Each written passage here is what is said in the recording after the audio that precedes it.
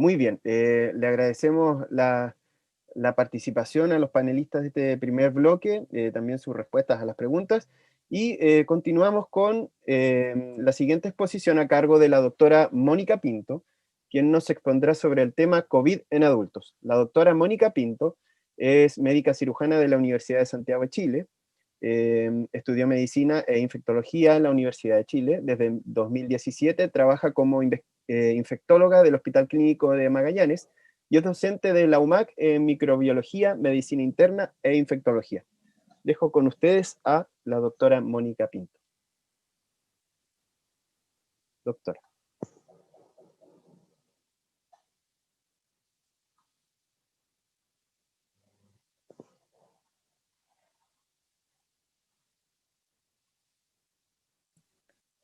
Hola, buenos días.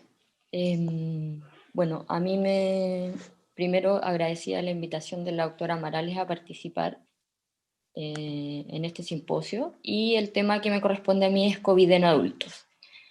Vamos a tratar de tocar algunos temas puntuales porque otros están tocados en otras charlas, unas que ya pasaron y otras que están por venir.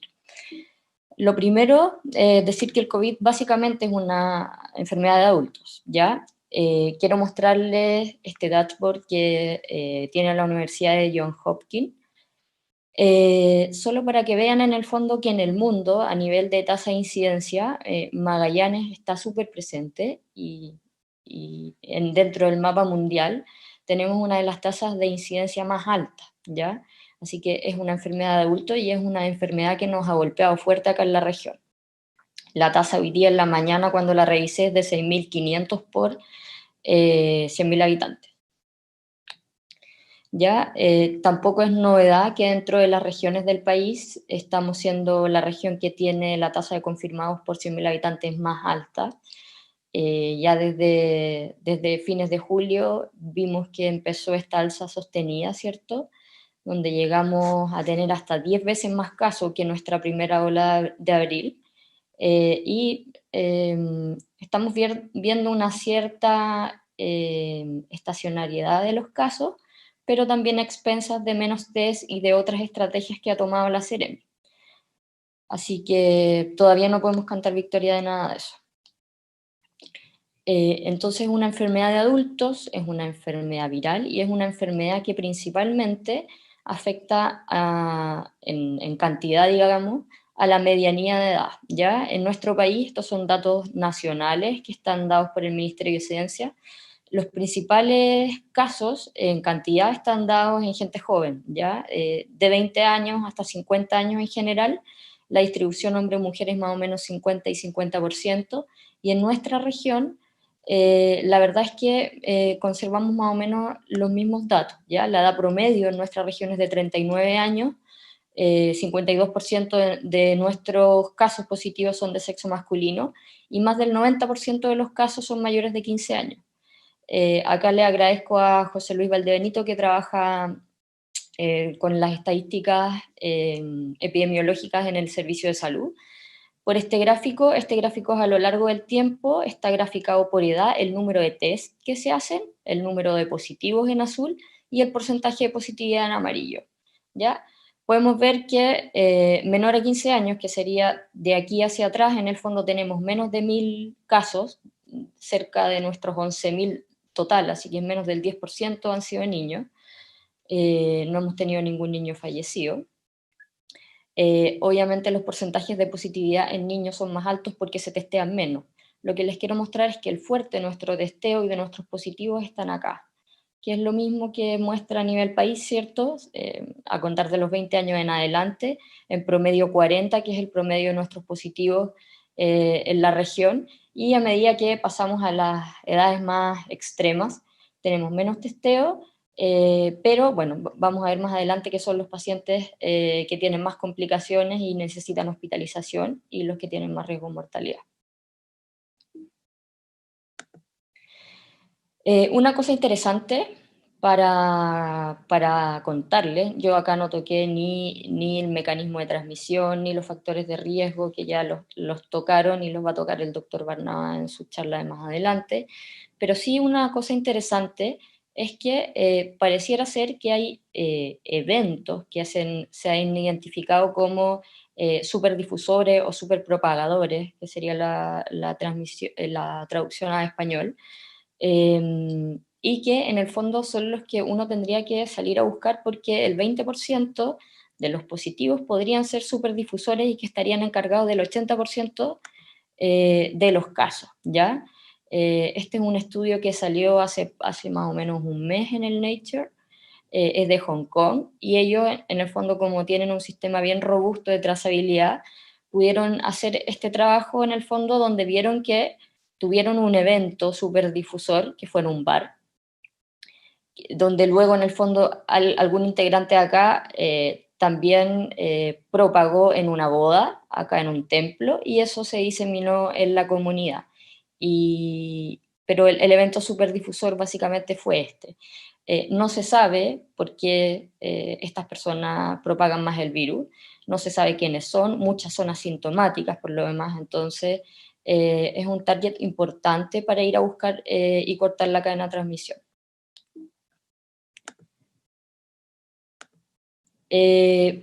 Rápidamente, los síntomas son bien específicos. En el camino nos hemos ido enterando de nuevos síntomas y signos que se asocian un poco más al COVID, pero básicamente cefalea, tos, mialgia, que son flu-like en el fondo, puede ser muy similar a una influenza, síntomas respiratorios altos. Ya en casos avanzados, donde son pacientes que van a tener que consultar a servicio de urgencias, se agrega disnea, que es la dificultad para respirar, ¿cierto? La principal manifestación gastrointestinal que se ha visto hasta en un 30% es la diarrea, también puede estar asociado a dolor abdominal, y lo que ya por mayo se fue clarificando es que anosmia y ageusia parecían ser síntomas bien asociados a la enfermedad y más bien específicos, porque del resto ya sabemos que lo puede dar cualquier cuadro gripal, pero estas otras manifestaciones no estábamos tan acostumbrados a verlo. Y se han descrito hasta en un 35% en las series de casos, así que es súper importante porque son bien específicos. Esto es la vigilancia de virus respiratorios que se hace en adultos y en niños, donde participa básicamente la Universidad Católica de Chile como centro universitario.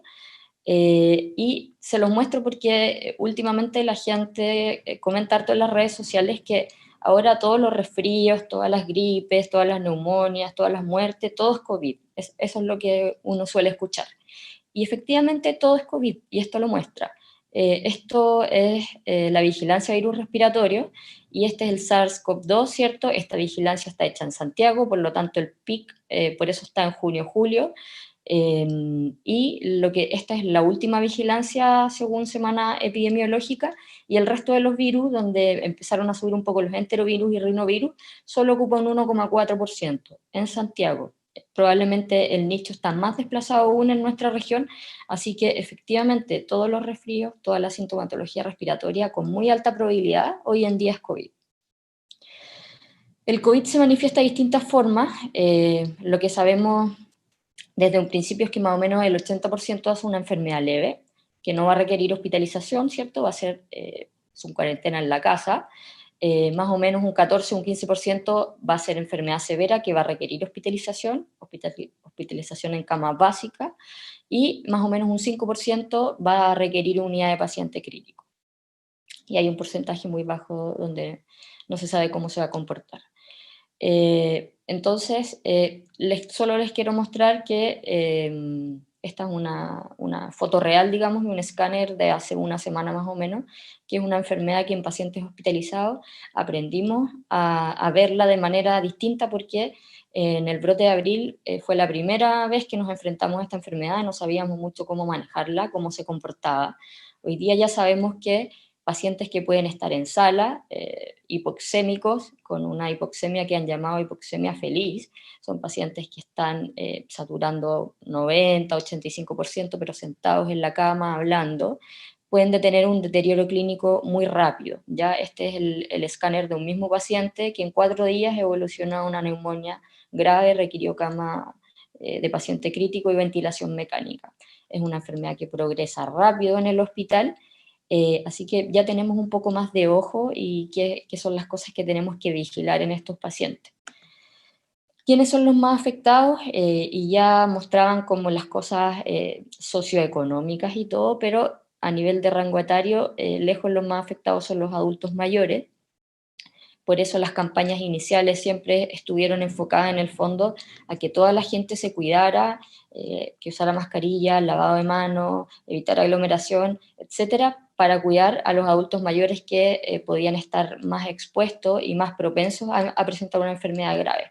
Estos son datos nacionales del Ministerio de Ciencia, donde se ve que los pacientes que han requerido cama de paciente crítico, en general de los 50 años en adelante, van aumentando, ¿ya?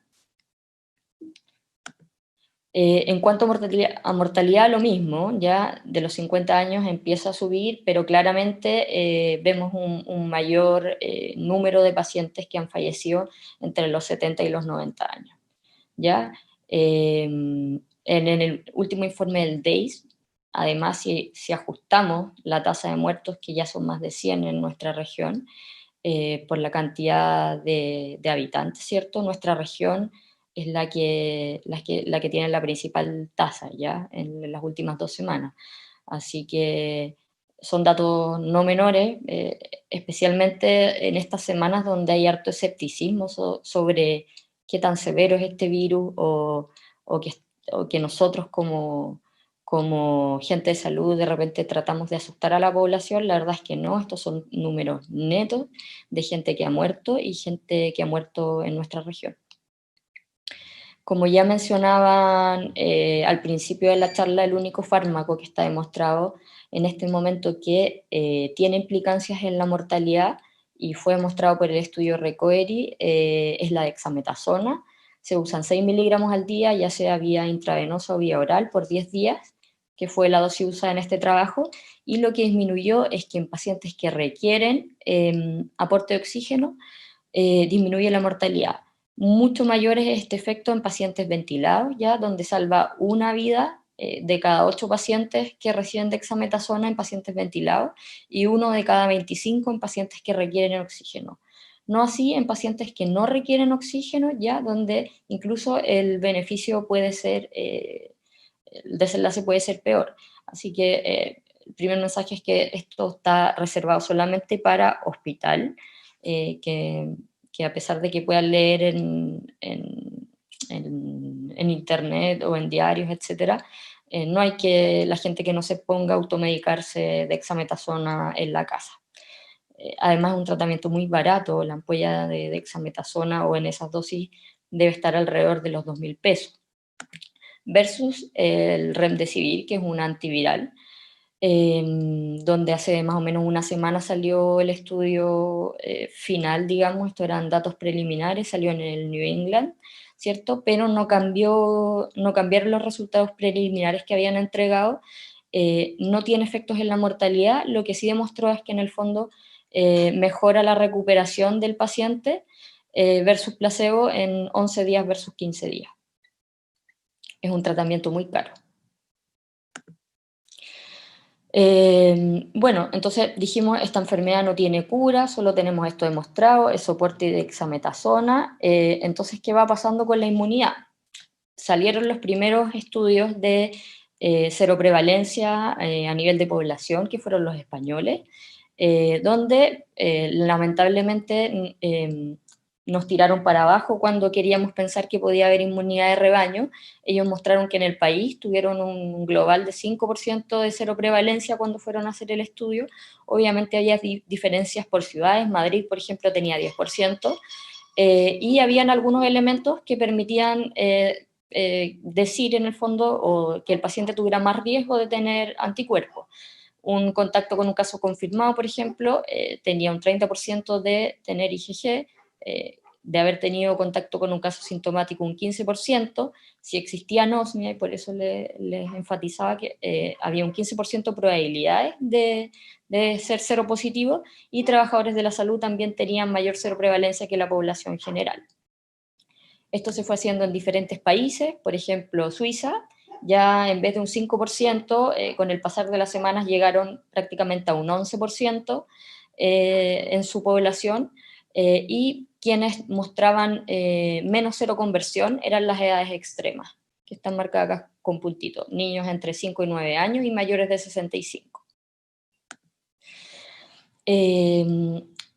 A petición en el fondo del Ministerio de Salud se hizo un estudio de prevalencia de anticuerpos. Estos son datos preliminares, también gentileza de José Luis Valdebenito. Hay un grupo importante trabajando en esto de Seremi, Servicio de Salud. Es un descriptivo transversal, donde hicieron serología en el fondo tras nuestra primera ola a 938 personas en casi 500 hogares de nuestra ciudad. Hicieron, para seleccionar estos hogares, primero separaron por unidades vecinales, luego hicieron muestras aleatorias en las manzanas de la ciudad y luego fueron seleccionando las viviendas. Esto fue entre julio y agosto del 2020, ¿ya? Acuérdense que nuestra ola principalmente, la primera terminó en mayo, así que igual fue un par de meses después, lo que podría explicar en el fondo nuestra prevalencia tan baja, porque dio cerca de un 1%, ¿ya? 0,9 en IgG y 0,8 en IgM. Este es un poco el mapa de calor de la ciudad, que si bien muestra que pudiese estar concentrado un poco en la parte sur de la ciudad, igual hay focos en todos lados, ¿ya? Por eso la distribución fue, me parece, adecuada. Entonces sabemos que la seroprevalencia además es baja, inmunidad en rebaño no nos servía, pero además creímos que si nos contagiábamos una primera vez quedábamos inmunes. Cosa que también se empezó a caer con lo largo de los meses. Hace poco deben haber escuchado una noticia de que los anticuerpos duraban 3 meses, y ha salido varias bibliografías, solo les quiero mostrar que salió en el Nature también en agosto. Acá fueron a hacer estudio de contactos estrechos a 2.000 pacientes, encontraron como 60 positivos y de esos seleccionaron 37, donde hicieron un match con positivos previos. Estos contactos estrechos eran asintomáticos versus los positivos previos que eran sintomáticos. Ya mediana de 41 años, se dieron cuenta que los pacientes asintomáticos tenían una excreción viral mucho más larga que los sintomáticos, excretaban virus más o menos 19 días versus 14, y les dio una significancia estadística. Pero además lo interesante es esto, en la fase aguda ellos la definieron hasta tener la PCR negativa, que ya vemos acá que fue en promedio 19 y 14 días. Y en la fase aguda, más o menos un 80% de los dos grupos, de los asintomáticos y los sintomáticos, tenían IgG positiva. Pero cuando fueron a la fase convaleciente, que fueron las 8 semanas siguientes a tener la PCR negativa, vieron que de los sintomáticos, la verdad es que se mantuvo, más o menos un 87% mantuvo su IgG positiva esas 8 semanas, pero de los asintomáticos solo la mantenía un 60% y un 40% ya había perdido su IgG.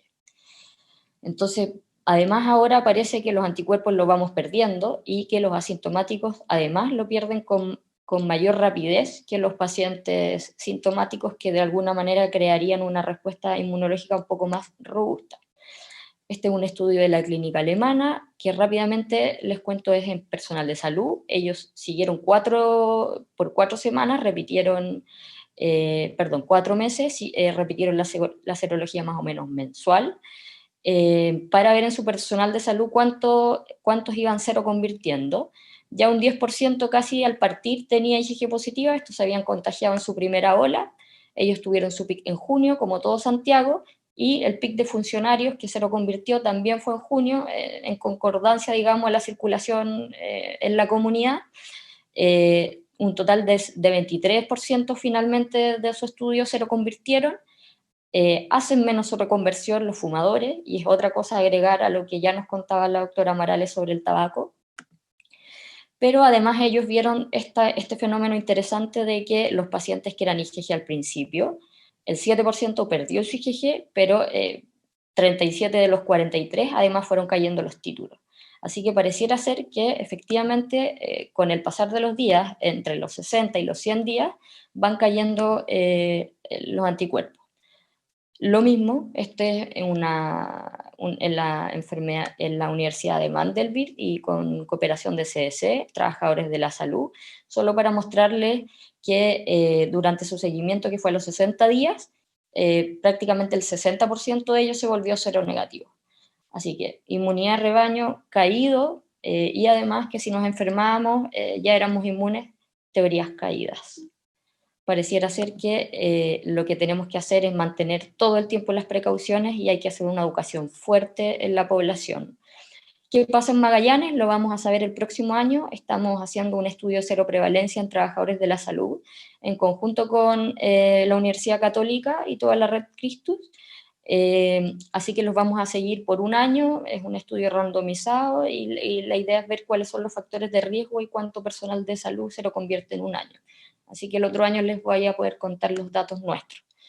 Esto salió del Lancet hace poquito, solo a propósito de que se empezó a hablar mucho otra vez de la inmunidad en rebaño, y ellos en el fondo dejan claro como consenso de grupo que lo que hay que controlar es la diseminación comunitaria a la espera en el fondo de las vacunas, ¿ya? Que es en este momento es el mejor elemento que tenemos para proteger nuestra sociedad y nuestra economía. Además, bueno, sabíamos que los anticuerpos no nos duran, que no hay efecto rebaño, y además empezaron a aparecer las reinfecciones, y primero aparecieron como datos anecdóticos, pero ya tenemos 4 casos reportados francamente en la literatura. El primero fue un paciente de Hong Kong, donde su primer episodio fue sintomático pero leve en marzo. Él hizo un viaje a España y al regreso por protocolo en Hong Kong le tomaban una PCR que fue 142 días después de su primera enfermedad y salió positiva. Aislaron los genomas y eran distintos en el primer y segundo episodio. El segundo caso fue como 4 días después, descrito en Estados Unidos, y lo mismo, un paciente que tuvo 2 genomas distintos. Este fue publicado hace poco en el Lancet, así que la reinfección ya es una realidad. Tenemos ya directrices, de hecho, del Ministerio de Salud para cómo interpretar los datos de reinfección, y nosotros localmente alrededor de 10, y vamos a tratar de hacer este estudio de secuenciación de la primera infección y la segunda para demostrar efectivamente si fueron 2 cepas distintas. Nuestro mantra hoy en día es hay que prevenir, ¿ya? Hay que quedarse en casa mientras tengamos alta circulación viral, como es el momento local para nosotros, mantener el distanciamiento social, lavarse las manos. Aprovecho de recalcar esto porque hoy día es el Día Mundial del Lavado de Manos, usar mascarilla y avisar precozmente si uno empieza con síntomas. Ya hay trabajos que demuestran que todas estas medidas, la distancia física, usar mascarilla y la protección ocular en general con escudos faciales o antiparras, disminuye francamente la transmisión. Y el estudio más lindo, que me gusta porque fue vida real, es que fueron 2 estilistas que comenzaron con síntomas de COVID-19 en Estados Unidos, pero siguieron trabajando 8 días más antes de testearse. Estuvieron a lo menos 15 minutos con 139 clientes. Ellos usaron mascarilla y los clientes, básicamente el 95% dijo que no se había sacado la mascarilla y la utilizó durante toda la atención, y de estos 139 clientes ninguno se contagió usando mascarilla el estilista y en este caso quien se fue a cortar o a arreglar el pelo. Algunos dirán, bueno, pueden haber sido casos de COVID que no eran COVID en realidad, pero la verdad es que sí, porque en sus hogares sí transmitieron, que era cuando se sacaban la mascarilla.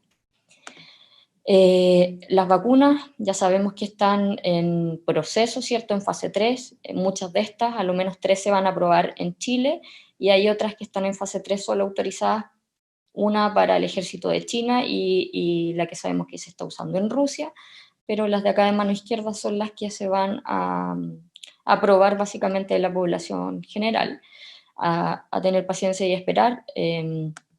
Y bueno, algo que ha permitido esta pandemia sí es el trabajo colaborativo con mucha gente, con muchas universidades. Nosotros acá estamos trabajando de la mano, ¿cierto?, con el CADI y la Universidad de Magallanes, cuyo referente, ¿cierto?, es el doctor Navarrete. Pero también hemos tenido esta conexión con la Universidad Católica que yo les contaba. Este es el equipo que está trabajando en ese trabajo de ANIT, que son fondos del Ministerio de Ciencia, nuestras enfermeras que han capacitado prácticamente a todo el hospital en uso de PP, lavado de mano, etcétera. Caímos incluso en el trabajo de los perritos que están olfateando sudor para diagnóstico de COVID, ya más pensado en los perros de carabineros entrenados para ir al aeropuerto. Y acá estoy con mi partner, ¿cierto?, que es el otro infectólogo de la región, que es Rodrigo, que hemos estado trabajando sin parar desde marzo. Les agradezco y muchas gracias.